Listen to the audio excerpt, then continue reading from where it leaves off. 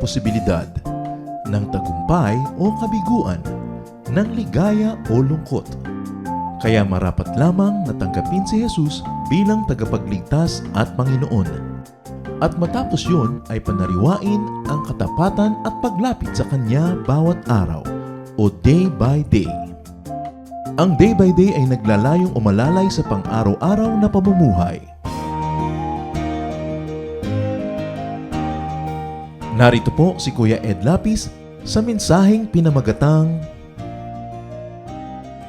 When You Worry Too Much.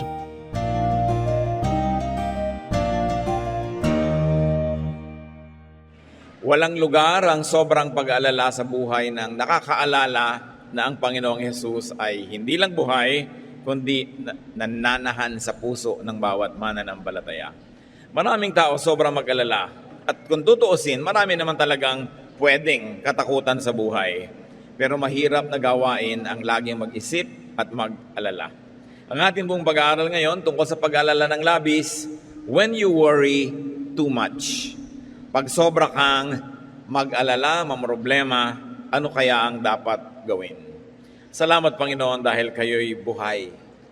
At kayo ang buhay na siyang pwede naming asahan, pagmulan ng aming sigla, ng aming pag-asa. Turuan niyo po kami, Panginoon, na laging maalala ito at ngayon sa aming pagtitipon, mangusap po kayong may kapangyarihan. Pauwiin niyo po ang aming mga pangamba, mga alalahanin. Patawarin niyo po kami sa aming mga kasalanan at linisin niyo kami sa aming mga karumihan. Punan niyo po ang aming mga kakulangan at pagingdapatin niyo kaming tumanggap ng karunungan, pagpapalaya mula sa inyo. So we ask you, Father, to be the speaker. Enable us to bask in your glory, Lord, in your love, and to enjoy your presence, and to be liberated and empowered by your word. Speak powerfully. We reject all lies and falsehood in the name of Jesus our Lord, and may your truth set us free. Father, we thank you in the name of your Son, our Lord Jesus. When you worry too much, you might be having too much idleness. Pag ang isang tao maraming panahong mag-alala, siguro maraming sobrang free time. Hindi masyadong abala, hindi masyadong busy. Sabi nga ng Handbook of Proverbs na tinipon pa noong 1855, an idle mind is the devil's workshop. Ang isip na hindi puno ng mabubuting bagay, pinupuno ni Satanas ng mga alalahanin at mga kasalanan. So ang dapat gawin kung sobrang maraming panahon para dyan, get busy or get busier. Kaya marami po sa nagkakaedad na mas magpag-alalahanin. Warrior. Kasi maraming panahon mag-isip. Laging nakaupo, nanonood ng paglubog ng araw. Madaling araw pa lang ay mga gising na. At kung minsan ay hindi pinapayagan ng kalusugan nila na sobrang maging aktibo, marami tuloy oras mag-isip. Kaya maaari namang punuin ang isip ng ibang bagay at nang hindi magkaroon ng lugar ang pag-aalala. Pero ang maganda, lalo't pinapayagan pa tayo ng ating katawan, is maging abala sa pagkilos. Work. Because work tires our body and shuts off our minds. Try tiring yourself during the day with work, with exercise, because moving well, is good for us. It gets our blood flowing at naitataboy ang mga pangungulila, ang mga kalungkutan. Kaya mahalaga ang tao busy. Pero yung sobra namang busy, ganun din ang nangyayari. Because too much preoccupation can backfire. Sabi nga na, many fears are born of fatigue. Pag ang isang tao ay sobra-sobra din namang pagod, ang isip niya nagkakaroon din ng mga kalungkutan at alalahanin. When you worry too much, baka wala ka masyadong tanim na mabuti at natatakot kang umani ng itinanim. Baka marami ka pang tanim na masama, kaya nag-aalala ka tuloy. Kasi kung marami kang itinanim na mabuti, nananabi ka sa pagdating ng bukas dahil baka mamunga na ang mga itinanim mo. Galatians 6:7, do not be deceived. God cannot be mocked. A man reaps what he sows. Hindi tayo pwedeng dapat magpadaya kung ano itinatanim daw ay inaani. Kaya kung nakapagtanim na tayo ng maraming hindi maganda sa buhay, it's time to uproot bad plants. Pwede pa naman niyang bunutin, may pag-asa pa Kahit nakapagtanim ka na at nalaman mong damo ang itinanim mo, hindi maganda, bunutin. Stop doing wrong kung ginagawa yun at nagawa na. Repent and seek forgiveness. Maraming nabuburang utang pag humihingi tayo ng patawad at tayo ay nagpapakumbaba. At ang dapat gawin habang may panahon, magtanim ng mabuti. Kahit naman may edad ka na, marami pa ring oras para gumawa, magsabi ng mabuti. Ang old age nga, ang pinakamagandang panahon para ituwid ang mga liko, itama ang mga mali, at tapunan ng liwanag ang mga madidilim na bahagi ng ating nakaraan. When you worry too much, baka kulang sa pananalig. Perhaps you're lacking in faith. Sa Matthew 8:24-26, without warning, a furious storm came up on the lake so that the waves swept over the boat. But Jesus was sleeping. The disciples went and woke him, saying, "Lord, save us. We're going to drown." He replied, "You of little faith, why are you so afraid?" Then he got up and rebuked the winds and the waves, and it was completely calm. Well, actually, rational naman at valid yung fear nila dahil malakas ang bagyo, sinasalanta ng bagyo at ng mga waves at mga alon at hangin yung kanilang sasakyang pangdagat. Hindi naman imposibleng matakot ka nun at hindi naman yun unreasonable. Pero nakita natin yung statement ng Panginoong Hesus dito, He equated fear with lack of faith. Kaya pag marami tayong mga takot at kinakatakutan, ang dapat nating siyasatin yung ating pananalig. We should check our faith. The more faith we have, the less fears. The more fears, it means the less faith. Sabi nga, faith is the assurance of things hoped for, the evidence of things not seen. And if you're assured and you have evidence of God's goodness through faith, you will be much, much less prone to worry. Kaya si Pedro, nung pinalakad ng Panginoon sa tubig, nung siya'y nag-alala, natakot, siya'y lumubog. Matthew 14:29-31, "Come," he said. Then Peter got out of the boat, walked on the water, and came toward Jesus. But when he saw the wind, he was afraid, and beginning to sink, cried out, "Lord, save me." Immediately Jesus reached out his hand and caught him. "You of little faith, why did you doubt?" In both cases, yung lulubog na bangka at lulubog na Pedro, pareho silang sumigaw, "Lord, iligtas niyo po ako," o "iligtas niyo kami," at sila naman ay sinagip ng Panginoon at muling napanatag. So nakikita natin, pwedeng mangyari na mag-alala tayo, pwede tayong malibang na manghina ang pananalig, pero pag nararamdaman na natin yun, na tayo ay tinatalo na ng takot, magpaligtas kay Jesus, manalangin, tumawag, dahil yung example, nakita natin, ang tumatawag sa Panginoon, sinasagip niya. Kaya kung minsan nakakalimot tayong manalig, nakikita mong ninenervyos ka na pala, takot na ang naghahari sa iyong buhay, pangamba, anxiety, even panic, remember Jesus and call upon Him.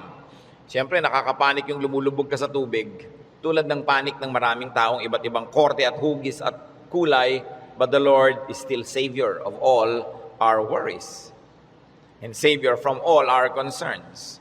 When you worry too much and you think that your faith is a problem, then ask for more faith.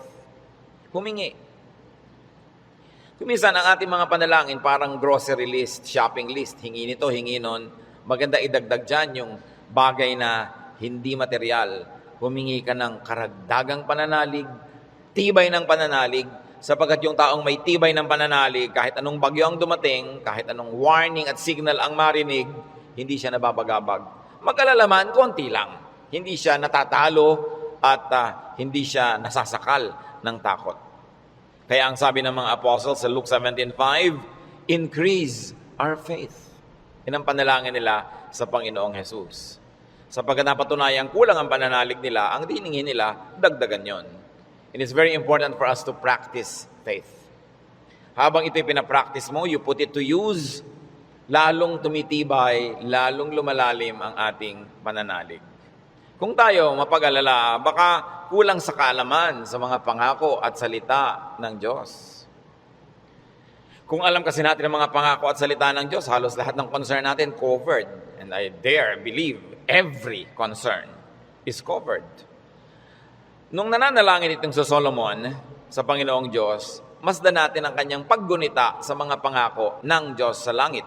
1 Kings 8:25. Now, Lord, God of Israel, keep for your servant David, my father, the promises you made to him when you said, you shall never fail to have a man to sit before me on the throne of Israel. If only your sons are careful in all they do to walk before me as you have done. And now, O God of Israel, let your word that you promised your servant David, my father, come true. Malakas ang loob nitong Solomon na humingi sa Diyos sapagkat alam niya ang pangako ng Diyos sa kanyang tatay na si David. Kaya sabi niya, yung mga ipinangako niyo po sa ama ko, tuparin niyo, O Diyos. At pagka ang Diyos ay nilalapitan natin, na ang daladala natin ay yung pangako niya mismo at salita niya, ay nakakatiyak tayo na yun ay i-honor. Because God will always honor His word. Solomon, knowledgeable of God's promises to his father, claims it. So it's important for us, bago dumating ang worry, bago dumating ang fear, to know, then to claim and apply God's provision. Hindi kung kailan ka na nag-aalala at natatakot, doon ka pa maghahanap at mag-aaral, baka sa kalituhan mo, wala kang makita. Kaya mahalaga, mag-aral na agad. Sa uluhin ng mga salita ng Diyos, at i-quote sa sarili mo, i-quote sa pinoproblema mo, ang mga pangako niya. Bagamat kung hindi mo yung nagawa at may problema ka na at naghahanap ka pa rin, kapakipakinabang pa rin yun. Pero tiyak na kapakipakinabang lalo kung ginagawa natin before the need arises. Psalm 119 verse 50, sa lahat po ng mga nagdurusa, nahihirapan, memoryahin nyo itong verse na to, alalahanin, gunitain, anumang wika. My comfort in my suffering is this: your promise preserves my life. 5 very big words here. Suffering. Namnamin natin ang Psalm 19:50, sabi, my comfort is my suffering. So unang-una, suffering. Pagka atin pong inalalayan, there is suffering. We all go through suffering. Pero sabi niya, my comfort in my suffering. Bawat suffering, bawat pagdurusa, may kakambal na ginhawa. May kakambal na pampalubag loob, pampalakas ng loob. Sa niya, my comfort in my suffering is this: your promise preserves my life. So, ang pangako ng Diyos, ang ginhawa ng mga nahihirapan, at ang salita ng Diyos ang nagpapalawig, nagpapahaba ng buhay ng tao. Kaya napakahalaga na alam niya ang mga pangako ng Diyos. Kung alam natin ang mga dealings ng Panginoon sa mga taong ang buhay ay nasa Biblia, nakita natin ang mga pinayagan ng Panginoon na hirap, at kung paano sa kahalos kaduluduluhan ay biglang darating ang rescue, biglang darating ang tulong dahil mayroong dahilan ang Diyos. At ngayon, hindi lang nailigtas yung mga tao na yon, nagiging huwaran pa natin na maging tularan natin sila, ang kanilang pananalig at ang kanilang pagkapit sa Diyos, lalo't lalo may mamabigat na mga suliranin. Psalm 119, 116, sustain me according to your promise, and I will live. Do not let my hopes be dashed.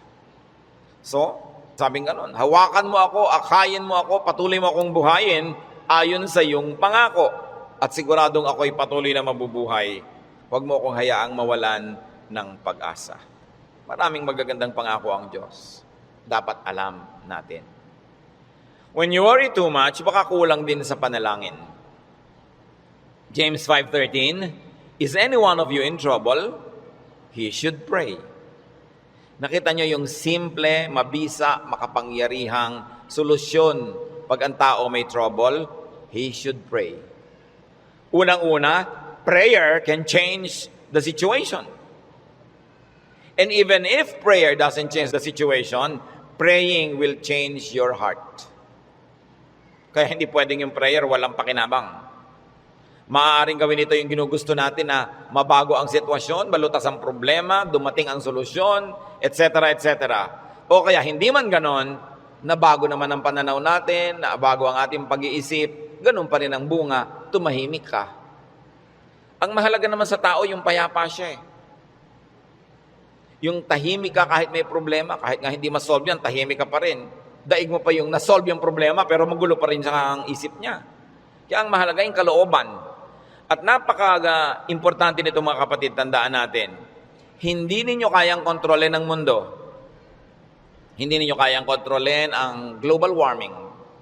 Hindi nyo kayang kontrolin ang earthquakes. Hindi nyo kayang kontrolin ang mga political turmoils, hindi nyo kayang kontrolin, maging sakit.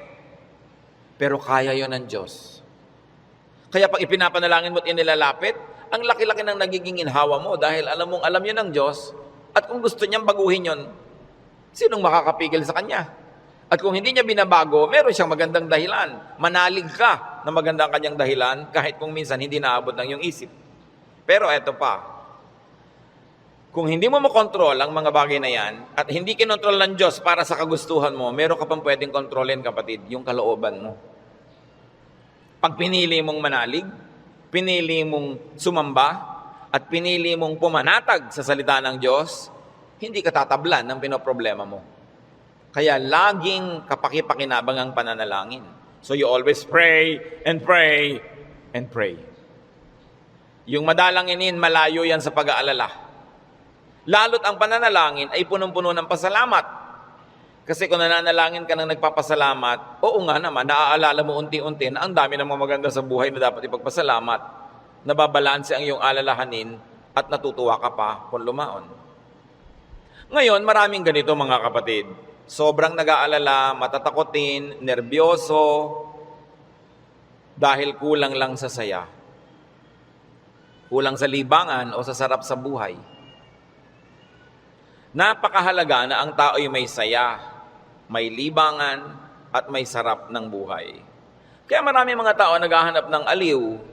Kung bakit marami naman sa atin, kahit nakakaranas tayo ng hirap, nagiging judgmental tayo sa mga nag-aaliw. Ano naman ang sama sa mag-aliw? Kung hindi mo ninanakaw ang iyong aliw, wala kang pinapatay, wala kang ginagawa ng masama. Kaya pag tumatanda na ang tao, marami dyan nagkakaroon ng diversyon. Alam nyo, yung may diversyon, napakalaking blessing yan. Kasi ang daming alalahanin. Pag tumatanda ka na, nararamdaman mo na yung mga kasukasuan mo, ayaw na masyadong tumiklop o bumuka ang mga tuhod mo at mga braso. Nararamdaman mo nang mahihiluhin ka, halimbawa, lumalabo ang iyong mata, dumadami ang iyong mga sakit, at kumukonti, usually ang iyong pera. Bihira naman yung papayaman, papadami pera, no?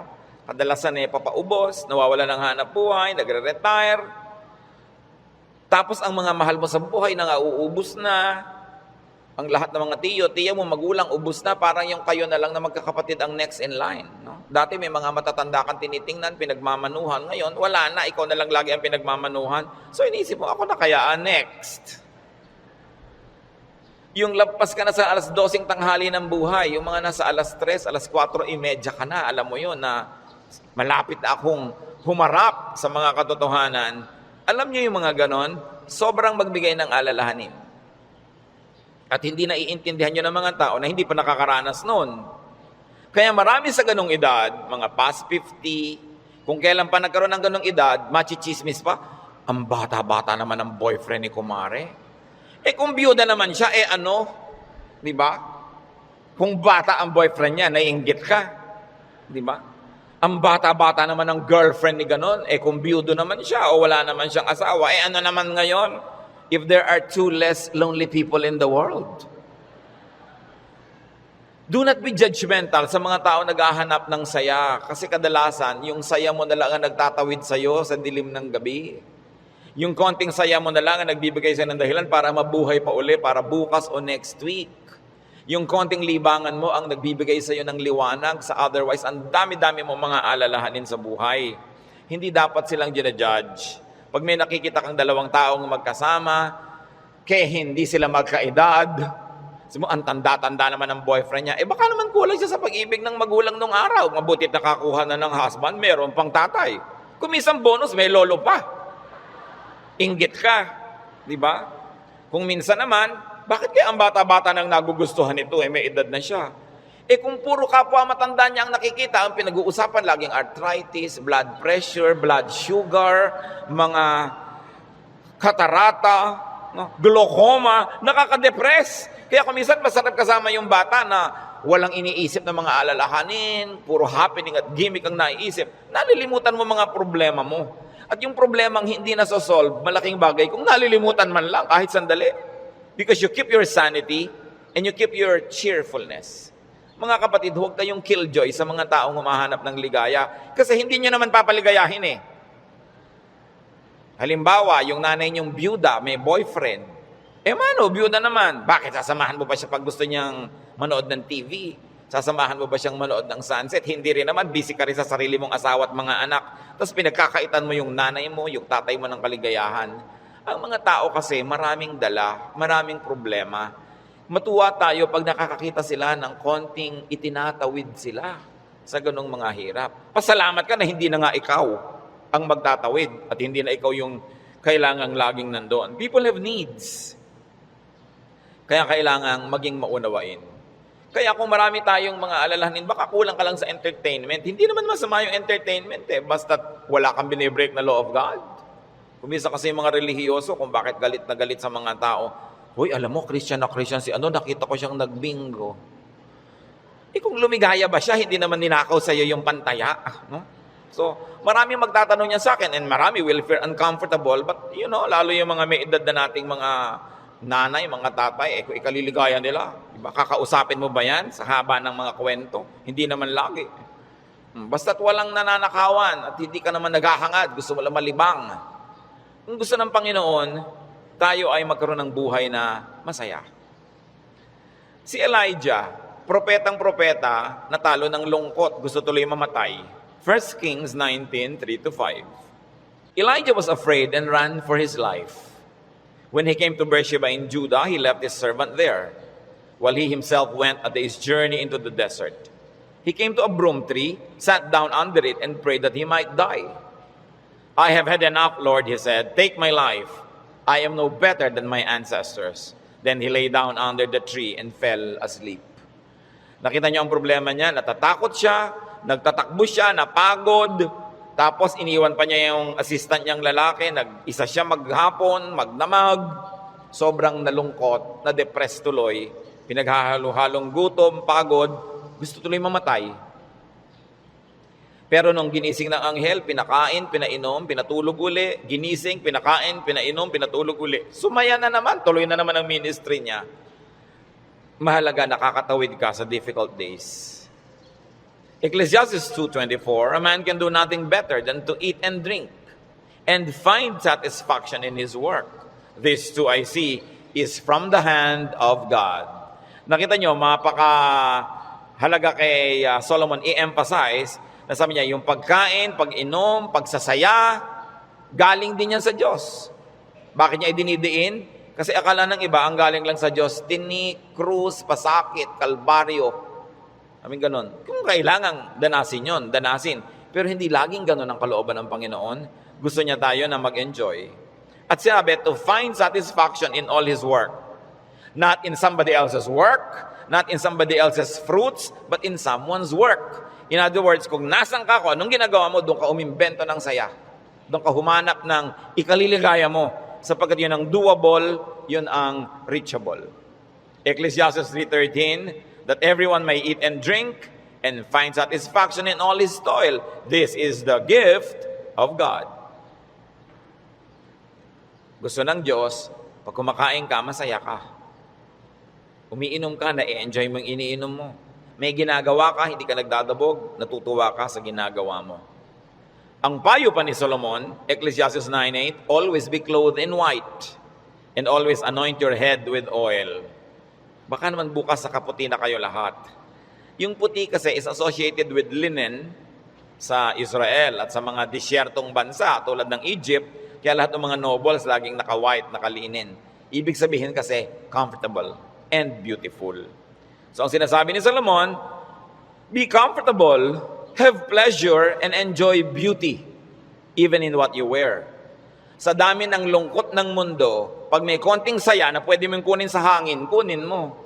Pag may konting kaligayahan, kunin mo. Kasi maraming kalungkutan na hindi mo pwedeng iwasan.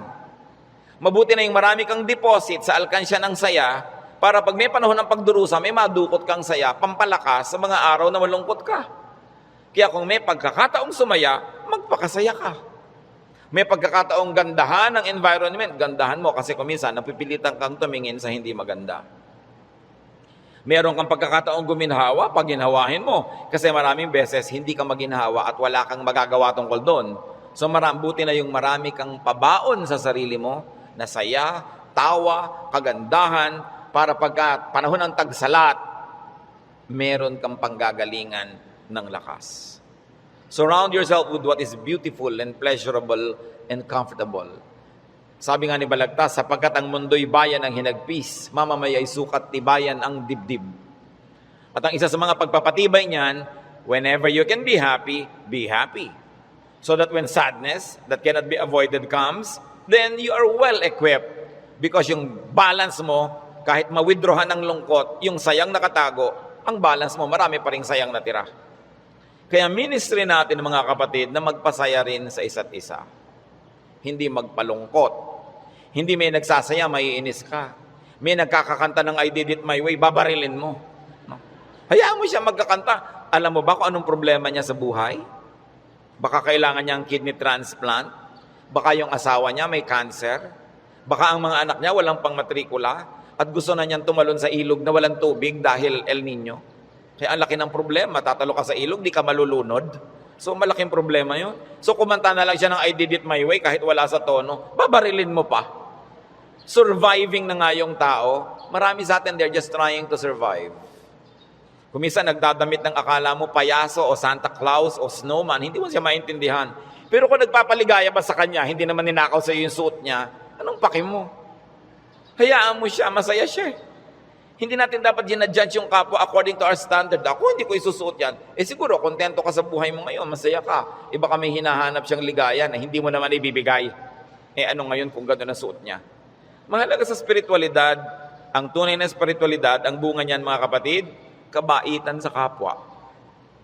Kung hindi ka mabait, kahit sa ulo mo yung buong Biblia, sayang lang. Para ano? When you worry too much, baka sobra ka ng pakikinig sa balita. Bad news. Yung makinig sa balita, manood ng primetime TV, garantisado, lulungkot ka. Kung hindi ka man mawala ng ganang kumain dahil oras ng hapunan. Babae, tinadtad, sinigan, inilagay sa drum, nilagyan ng semento, hinulog sa dagat. Gusto nyo bang panghimagas yan sa inyong paghahapunan? O kaya appetizer, kung late kayo wala kayong mapapala kapapanood yan. Hindi nyo naman kailangan malaman. Nananakot lang para bumenta. Siyempre, because bad news is good news in journalism. Ibig sabihin, papansinin ng tao. Pag nagpapakinig ka sa mga El Nino, La Nina na yan, mga earthquake, takot ang aabutin mo. May magagawa ka ba dyan? Ikaw ba si Bernardo Carpio? Sige, pigilan mo ang paggalaw ng lupa para huwag lumindol. Kaya mo ba yan? So yan ang mga takot na hindi mo naman kailangang entertainin. Kasi wala ka naman magagawa tukol dyan. Kaya manalangin ka. Yan sabi, pray, pray, pray. Siyempre, marami pang nananakot ay padami na ng padami ang tao sa mundo. Actually, pag nag-aeroplano kayo, makikita nyo, ang dami pang lupang walang laman eh. Nagkakagulo lang yung mga tao sa mga bayan-bayan at crossing. Pero ang dami pang maluwag. Napakarami ka lang siksikan kasi because of the imbalance ng economy. Natatakot ang mga tao na mauubos na daw ang langis. Actually, mga daang taon pa yan bago maubos. At hindi pa nga nauubos, nakaka-invento na ang tao ng mga bagong alternative sources of energy. Ang tao kasi fearfully and wonderfully made by God. We were made wonderfully. People will find a way as life finds a way. Sabi niyo ba, papangit na ang buhay? Hindi totoo yun. Tingnan nyo lang ang cellphone na hawak nyo o nasa bag nyo, malalaman nyo umasenso ang buhay. Nung araw, mayayaman lang ang mga may telepono. Yung halos gumapang ka sa lupa, kumatok, pwede po bang makitawag, Mrs. Cruz? Di ba? Dahil sila lang ang may telepono, siya naman may rollers pa. Mamaya! Ngayon, kahit balot vendor, may cellphone. Hindi pa ba yan asenso ng humanidad? Ang mga pharaoh, ang mga Roman emperors, ngayon nahuhukay mga bangkay nila, simpleng abscess lang ng bagang namatay. Appendicitis namatay. Ngayon, routine na lang yan. Diba? Routine. Ang dati nating presidente, Manuel Quezon, namatay sa tuberculosis. Ngayon, nagagamot na yan. In other words, nag-i-improve ang science, nag-i-improve ang technology, natututo tayo ng green architecture, green lifestyle. Sabi natin, parumi ng parumi ang mga ilog, buti pa ng araw na malilinis ang ilog natin. Lilinis din yan kasi magigising din tayo sa katotohanan na walang kwenta ang maruming ilog. Yung dating kerumi-ruming ilog sa Singapore, ngayon ang linis-linis na, ang dami na uling isda. Ganon din naman sa Stockholm, sa Sweden. Sa gitna ng city, ang linis ng ilog, may mga nangingisda, kinakain nila yung isda. Dati daw yung parang Pasig. In other words, ang tao kasi natututo. Matututo. Mag-a-adjust tayo eh. Nagkakaroon ng maraming research sa siyensya. Hindi ba kahit nga ngayon 70, mukhang 30? Napapahaba ang kabataan para mag-enjoy pa ng maraming bagay. Yung mga kulot ngayon, gusto mo tuwid ang buhok mo, bukas tuwid. Gusto mo kulot uli next week, kulot. Maraming nagagawa ang tao. Ang pagkain, nung araw nga, bago ka makakain ng palitaw, kailan magigiling ka pa ng malagkit, mga 3 oras mong ginigiling-giling sa bato. Ngayon, punta ka sa Via Mare, mamimili ka ng lahat. Parang piyesta araw-araw. Maraming tao nung araw, pagka piyesta lang nakakakain ng lechon. O kaya ng karne. Kasi hindi naman available. Pero ngayon, pipiliin mo pa. Puro leg ba? Puro likod? Puro napipili. Ang trend ng buhay, pag tinan nyo mga kapatid, papaganda.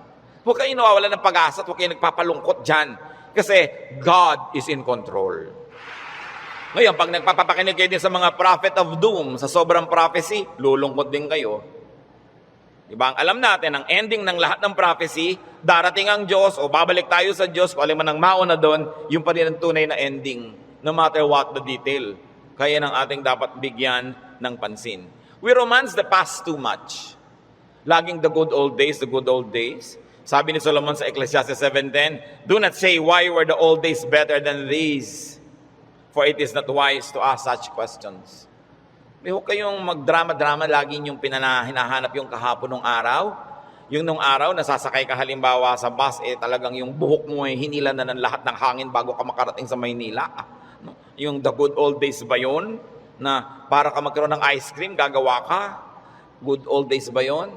Marami tayong hindi ina-appreciate sa present, sa accomplishment ng humanidad at ng kabihasnan, because we romance the past too much. When you romance the past, you will be sad.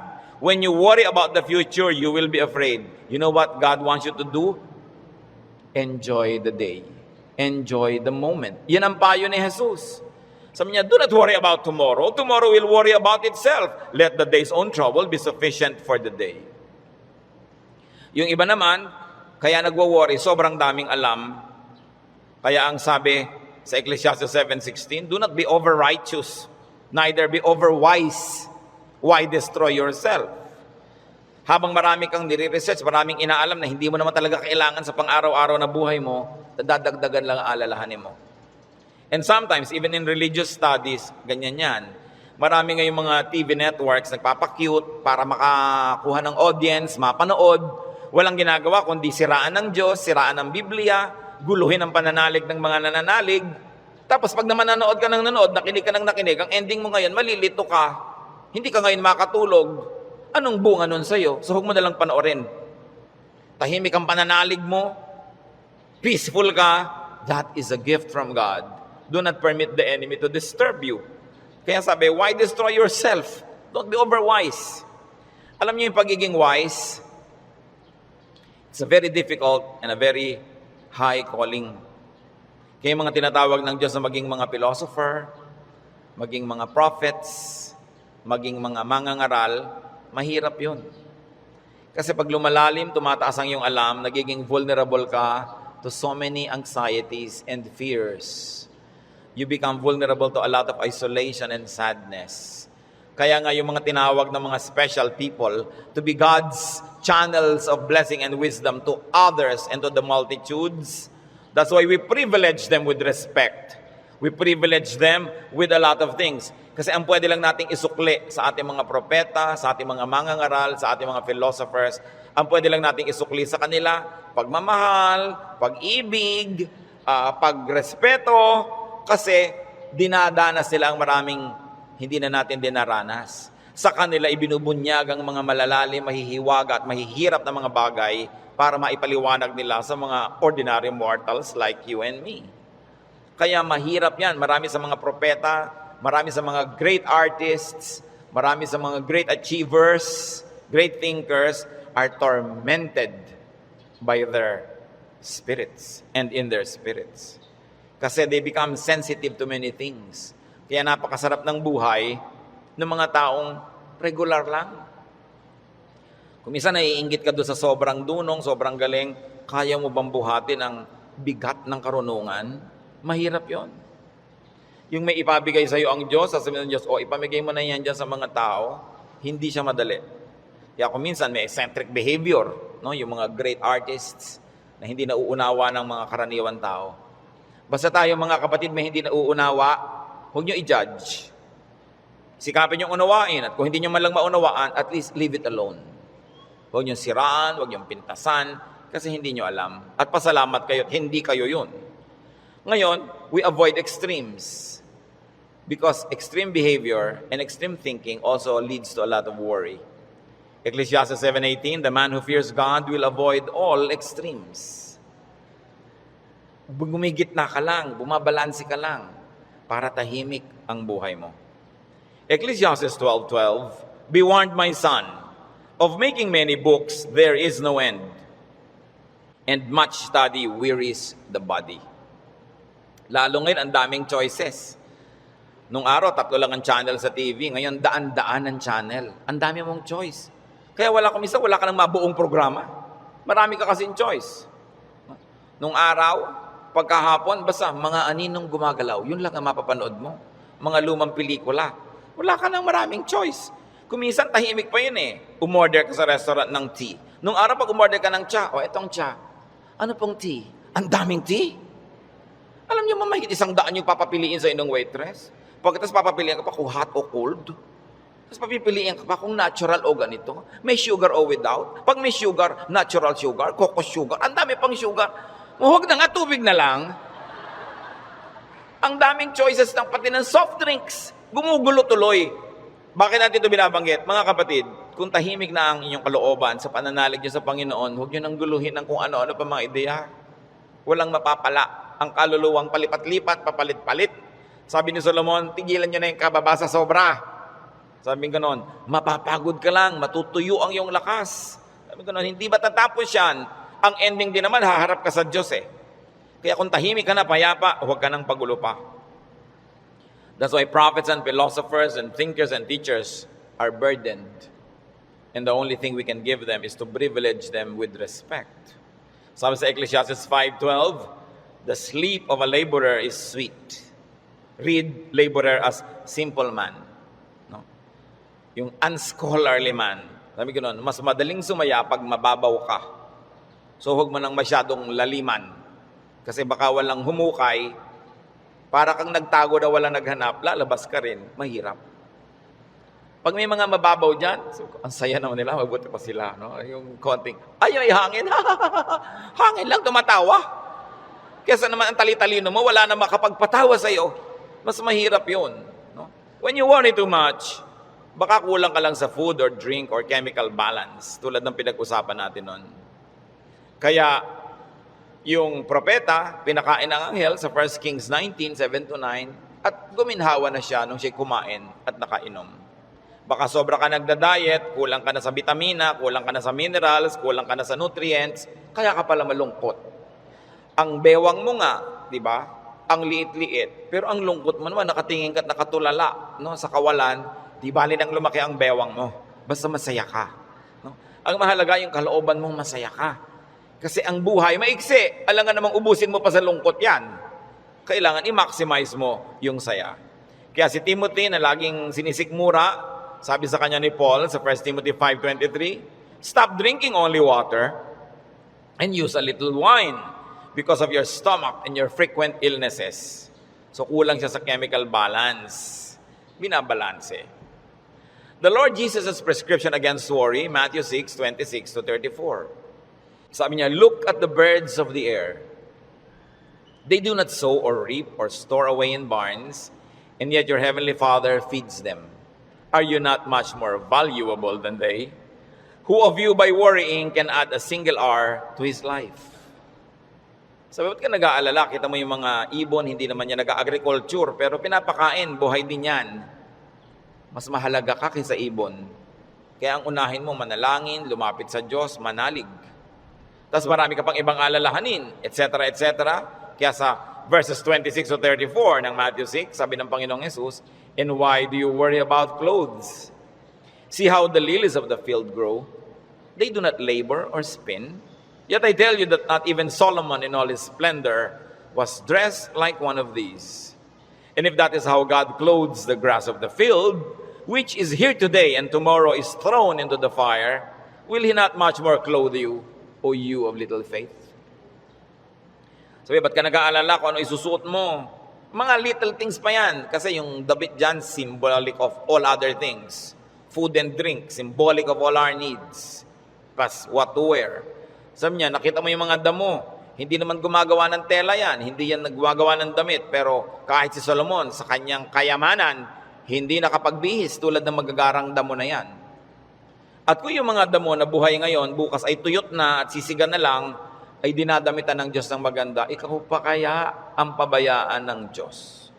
So pag nag-aalala tayo, tumingin ka sa lumilipad na ibon, kaya dapat hindi tinitirador ang ibon, dahil anong titingnan mo kung walang lumilipad? No? Hayaan nyo silang magliparan dyan.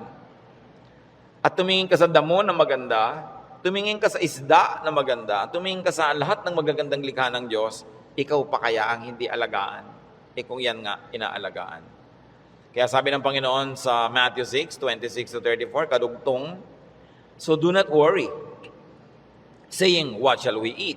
Or what shall we drink? Or what shall we wear? For the pagans run after all these things, and your heavenly Father knows that you need them. Nag-aalala ka kasi alam mo kakailanganin mo. Huwag mong kalimutang alam ng Diyos na kailangan mo yun. At kung inassignan ka ng buhay ng Diyos na ganito kahaba, alam nga namang wala siyang ilagay na provision, paano ka mabubuhay, hindi matutupad yung plano niya para sa'yo? Kaya pakakainin ka niya, bubuhayin ka niya. Maaaring hindi siya laging gumawa ng himala, pero itinanim niya sa iyong isip, sa iyong puso, sa iyong naturalesa, na bubuhayin mo ang iyong sarili, kahit anong mangyari. Life finds a way. Kaya yung mga nagbebenta ng life insurance, pag tinanong mo, ba't po kayo nag-i-insure ng mga tao, paano kung mamatay lahat yan? Sasabihin nila, hindi. Kasi ang tao talagang kahit anong mangyari, pananatilihin niya ang sarili niyang buhay. Kaya yun ang kakampi ng insurance company, yung pag-ibig ng tao sa buhay, nabubuhayin niya ang sarili niya. Ikaw ba halimbawa, pag may insurance ka, napapalitan ng paamong naputol, puputulin mo nga para mapalitan. Hindi, di ba? Hindi ko may insurance ka, gagawin mo yun. Kasi mahal mo yung katawan mo, mahal mo yung buhay mo. Itinakda yun ng Diyos. Kaya mananatili ang tao under His care. It is natural to us. So why worry about global warming? Luma na yun. El Nino or La Nina or earthquakes, lalong luma na yun. No? Pag tinignan yung mga guho ng mga Roman buildings ng 2,000 taon na ang nakalipas, noon lumindol. Laging may lindol. Lagi. Buhay pa rin ang buong humanidad. No? May mga nasasalanta, pero marami pa rin nanatiling buhay. At as we always say, earthquakes don't kill, but bad buildings do. Kaya nga nagkakaroon ng kapabayaan yung mga tao. Kumisan, mapahamak tuloy. Yung mga earthquake na yan, noon pa yan, unang panahon pa. Hindi na yan bago. Sabi sa Ecclesiastes 1:9-10, what has been will be again. And what has been done will be done again. There is nothing new under the sun. Alam na yan ng Diyos. Nagkaroon lang kasi ng pangalan niyang El Nino kaya naging warriors tayo. Nung araw pa sinaunang panahon, hindi umuulan, yung mga tao magpoprosesyon sa mga bukid para umulan. Nangyayari na nun. Pero may bukid pa rin, may tao pa rin, dumadami pa nga. Is there anything of which one can say, look, there is something new? It was here already, long ago. It was here before our time. And if it was here before our time, then it was God designed, God ordained. It is in accordance with God's will. And if God promises that He will take care of you, and He knows the natural things that will happen, God knows how to take care of His people. Yun ang dapat nating panghawakan. Hindi ka padala sa takot, sa mga sensational news. Kapatid, kung ano man ang pinoproblema mo, nandyan na yan, matagal na. Inilagay yan dyan ng Diyos. O kung hindi man, pinayagan niyang malagay yan dyan, alam niya. At kung alam ng Diyos, pwede ka magtiwala. Huwag mong problemahin. Listen, church. Ang problema, nagiging problema kasi pinoproblema. Pag hindi mo pinroblema, di hindi problema. Kaya 2 tao, 2 ina, yung isa yung anak, wala pa, 2:00 na ng umaga, balisang-balisa, hindi makatulog. Yung isang ina naman, tulog na tulog. Parehong wala yung anak nila, Yung isa kasi pinoproblema niya, yung isa hindi. So, malaki na yon, alam na niya umuwi. Lalong-lalo kung may pangatlo pa na hindi naman problema, tapos sabi niya, ipinanalangin ko na sa Lord. Wala ako sa kinakalagyan ng anak ko ngayon, pero nandun ang Diyos, so binilin ko na. In fact, mas mahal naman ng Diyos yung anak ko kaysa mahal ko yung anak ko. So magtitiwala ako at matutulog ako dahil anong mapapala kung gising ako dito? So iba-ibang attitude, pare-parehong sitwasyon. Your attitude will shape your lifestyle. No? Ganon yun. Kung minsan merong mga asawa na hindi na halos pansinin ng asawa nila, laging wala. Merong mga nag-aalala, bakit siya laging wala, etc. etc. Meron mga, salamat, wala siya. Marami akong magagawa ngayon, walang abala. Nasa sayo yan, kung anong gagawin mo sa buhay mo. Pero hanggang hindi mo pinoproblema ang isang bagay, hindi yun problema. Ngayon, iniisip mo, ano kaya, Pastor, ano magagawa po pag natunaw lahat ng mga yelo sa North Pole? Lumayas ka sa harap ko, hindi ko alam. Bakit mo ipapaproblema sa akin ng mga yelo sa North Pole? Di ba? Ba't natin po problemahin yan? Magdasal ka, kahit alam ko na kasi lumubog ang buong mundo eh. Gusto ng Lord na lumutang sila Noah, lumutang. Di lumapit ka sa Diyos para kahit lumubog, lumutang ka. Bakit mo pa problemahin yung buong yelo, buong Antarctica? Ang saya-saya ng buhay ko dito, bibigyan mo ako ng problema. Ano po kaya't naglilindol? Kaya ba natin pigilit kahit anong gawin natin dito? Diba? But of course, there are practical things you can do to minimize risk and danger. But you can only do so much. Kaya nga may Diyos eh. Para yung hindi mo kaya, ipasa Diyos mo. Magtiwala ka at mag-enjoy ka ng buhay. Gumawa ka ng mabuti. Kaya tayo gusto ng Diyos na pumanatag, tumahimik, para sa kapanatagan at katahimikan, ma-inspire kang gumawa ng mabuti. Hindi lang para magpasasa sa sarap. Your stability in life, your wealth, your security, your health, should not only be used for your personal enjoyment. It must become the springboard for much nobler missions in life. Na kumbaga, wala ka ng need, so pwede ka na magbigay. Malakas ka naman, pwede kang tumulong. Tahimik ang loob mo, pwede kang umakay, umunawa sa mga magugulo ang loob. Kaya gusto nating pumanatag, umayos, hindi lang para magpasarap. Para magawa natin yung misyon na ibinibigay sa atin ng Diyos na maging blessing tayo sa ating mga kapwa-tao. So, brothers and sisters, think about the things you worry about. It's your decision if you like to turn them into problems. Pag pinroblematize mo.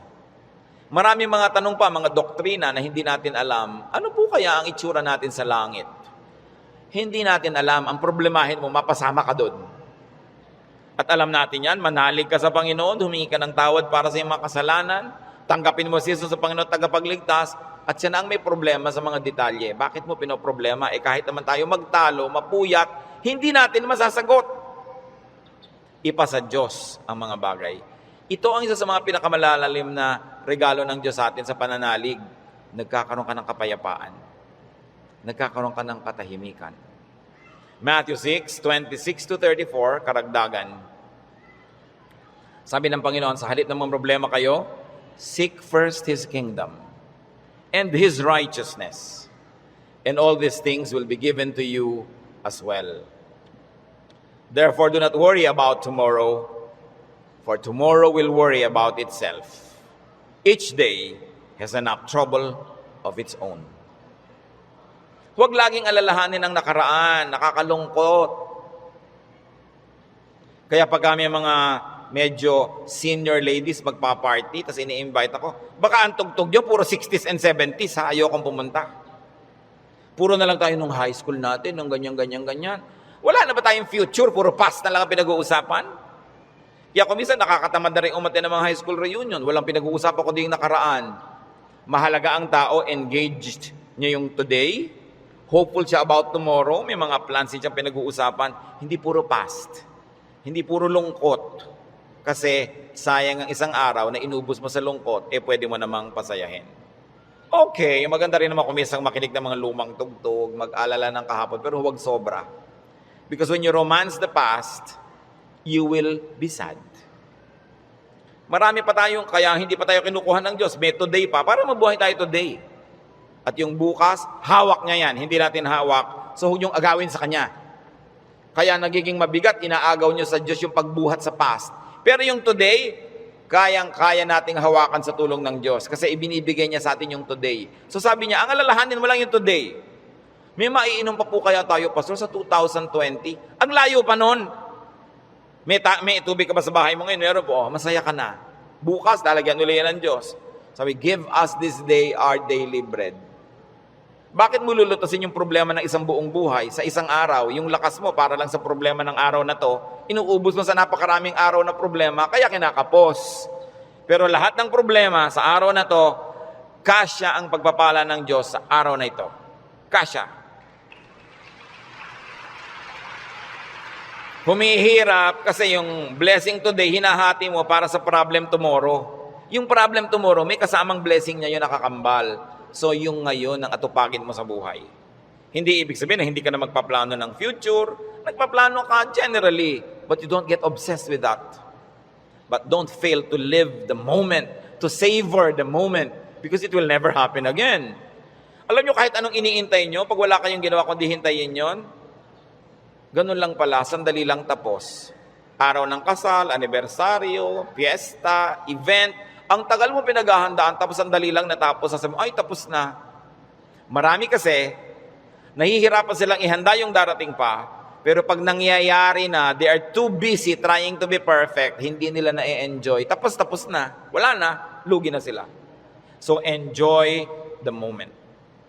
Pag kami ikinakasal ako, may ibinubulong akong gano'n. Minsan may tinatanong sa akin, ano po yung ibinulong nyo, Pastor? May mga pakialamera kasi pati ibinulong mo, tinatanong. Sabi ko, wala. Sinabi ko lang, pagkakainan na, kumain kayong mabuti. Huwag kayong mag-entertain ng mga bisita. Tayo kayo ng tayo. Kasi this is your first meal together as husband and wife. Enjoy it. Stop being warriors and perfect hosts. Enjoy your meal. Ito yung meal, enjoyin ko. O, debut mo ngayon, enjoyin mo. Huwag mo nang isipin na kung ano ang bagay. Kasi mamaya, tapos na yan eh. Dapat ine-enjoy. Pag pangbukas, malayo pa. Do not worry. Focus on today's concerns and pleasures and enjoy whatever can be enjoyed. Philippians 4:6-7. Do not be anxious about anything, but in everything, by prayer and petition, with thanksgiving, present your requests to God. And the peace of God, which transcends all understanding, will guard your hearts and your minds in Christ Jesus. Sabi, huwag kayong mag-alala, huwag kayong matakot, huwag kayong magpanik tungkol sa kahit anong bagay.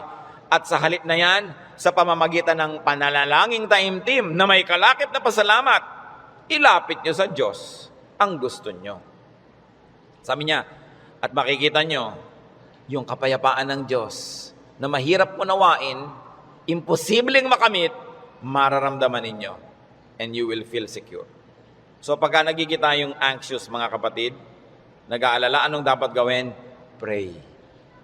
With thanksgiving. Hindi lang prayer, puro request. May thanksgiving. Kasi nga, habang naaalala mo yung pagpapasalamat mo, naaalala mo, oo nga naman, maraming maganda sa buhay. Pati ikaw, nababago. Don't be anxious about anything. So do not problematize life in its details. And 1 Peter 5:7 is so very, very powerful. Cast all your anxiety on Him because He cares for you. Sabi, ibigay nyo kay Kristo ang inyong mga alalahanin. Kasi Lord, nag-aalala po ako tungkol sa buhay ko, nag-aalala ako tungkol sa impyerno, nagpapaalala ako tungkol sa buhay na walang hanggan, sa kabilang buhay, nag-aalala ako tungkol sa kakainin ko, sa ganito, sa ganon. Sabi ni Jesus, binayaran ko na yun sa cross, bakit inaalala mo pa? Bayad na yan ha. Kaya sabi, cast all your anxiety on Him. Kasi bayad na. Ipapaalala sa iyo ni Jesus, huwag mo nang problemahin, tapos na yan. Binayaran na. Kaya nga ako nagdugo, nasugatan, nahirapan, nagdusa, namatay, para hindi ka na magdusa. Bakit ginokopya mo ako, hindi naman ikaw ako? Ba't ka naman problema? Problema ko yan. Kaya nga si Jesus, Savior. He is Savior. He is Lord. Lord over all our problems and cares. Kaya sabi ng Ecclesiastes 11:10, so then, banish anxiety from your heart and cast off the troubles of your body, for youth and vigor are meaningless. Sabi, palayasin mo, iwagwag mo ang mga problema mo. Kaya ang laki ng gawa ng word na word, banish. Hindi lang sinabing remove, banish anxiety. And this word anxiety in its original word and language is the same as the clinical word now for anxiety. Yung halos masiraan ka ng bait sa pag-aalala, sa takot, sa panic, sa nervyos. Sabi, iwagwag mo yan, tanggalin mo yan. Hindi yan bagay sa mga anak ng Diyos. Do what it takes para matanggal yan. Kaya yung mga sinabi natin, maghanap ka ng ligaya, manalangin ka, get busy, alisin mo ang dapat mong alisin, palitan mo ang iyong mga pag-alala ng panalangin, ng kapayapaan, ng pananalig. Bakit? 1 John 4:3, the one who is in you is greater than the one who is in the world. God who lives in you is greater than the spirit that scares you. Kaya napakahalaga na isipin yan, yes, I am a winner because Jesus Christ is a winner. Matthew 10:29-31, sabi ng Panginoon, are not 2 sparrows sold for a penny? Yet not one of them will fall to the ground apart from the will of your Father. And even the very hairs of your head are all numbered. So don't be afraid. You are worth more than many sparrows. Yung maliliit na ibon sa Israel, ang mura-mura, dalawa nun, isang pera lang. Para halos economic value. Sabi ng Panginoon, hindi ba ang mumura ng mga ibon na yan halos walang halaga? Pero wala ni isa sa mga yan ang namamatay nang hindi alam ng Diyos at hindi pinapayagan ng Diyos. Pati sila, pinapayagan muna ng Diyos na mamatay bago mamatay. Alam ng Diyos ang nangyayari sa kanila. Eh ikaw, sabing ganon, pati nga number ng buhok mo dyan sa anit mo, alam niya. Alam ng Diyos kung ilan nang nalaglag sa unan kagabi, sumama sa shower, ilan niya kung ilan tumutubo, alam niya kung ilan yung nalalagas. Ibig sabihin, ang pagkakaalam ng Diyos sa buhay natin, very updated and very detailed. Kaya sabi niya, huwag kang mag-alala. Higit kang mahalaga kaysa maliliit na ibon. Kaya pinapahalagahan ng Diyos ang iyong buhay, pahalagahan mo rin at huwag kang matakot kahit kailan. Ano ang mga ipinag-aalala niyo mga kapatid? Sa mga binanggit natin o sa mga hindi natin nabanggit, palayasin niyo sa buhay niyo yan. At saka sabi niyo, Pastor, ang laki po ng problema ko, walang solusyon. Walang solusyon? Sabi ko, hindi problema yan. Dahil ang problema, may solusyon. So ang sana pala, pag may problema ka, may kakambal yun na solusyon. Hindi pala yung problema. At lalo namang hindi problema pag walang solusyon. Wala pala solusyon, di huwag mo solven. Tanggapin mo. Dahil yun ang realidad. Hindi siya problem, reality siya. So huwag mong ibahin. Dahil yung pala yun walang solusyon. So may solusyon o wala, makabubuti sa iyong unawain yun. Huwag nating problemahin ang buhay. Life is not a problem to be solved. It is a gift of God to be enjoyed.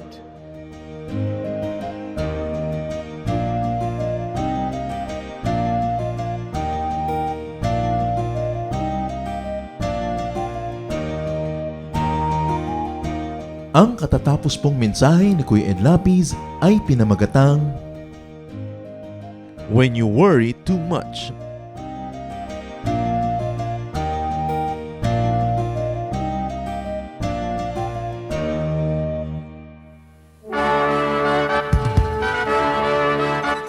Halina't sama-samang sumamba at magdiwang sa Day by Day Jesus Celebration kasama si Kuya Ed Lapid. Bulwagan ng Panginoon PICC, one Sunday a month, Philippine International Convention Center, Rojas Boulevard, Pasay City. All other Sundays sa mga Day by Day mini bulwagan ang pagtitipon. Para sa buwan ng Nobyembre, gaganapin ito sa November 3, 2024. 8 a.m. ang First Jesus Celebration, 10 a.m. naman ang Second Jesus Celebration. Para sa iba pang detalye, bisitahin ang ating official Facebook page, Day by Day Friends.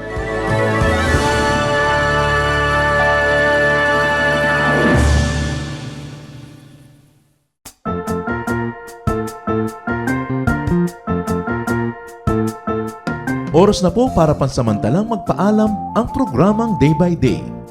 Tayo po'y magsama-sama tuwing ika-6 hanggang ika-7 ng umaga, araw-araw. Magandang umaga po at mabuhay ang Panginoong Hesus.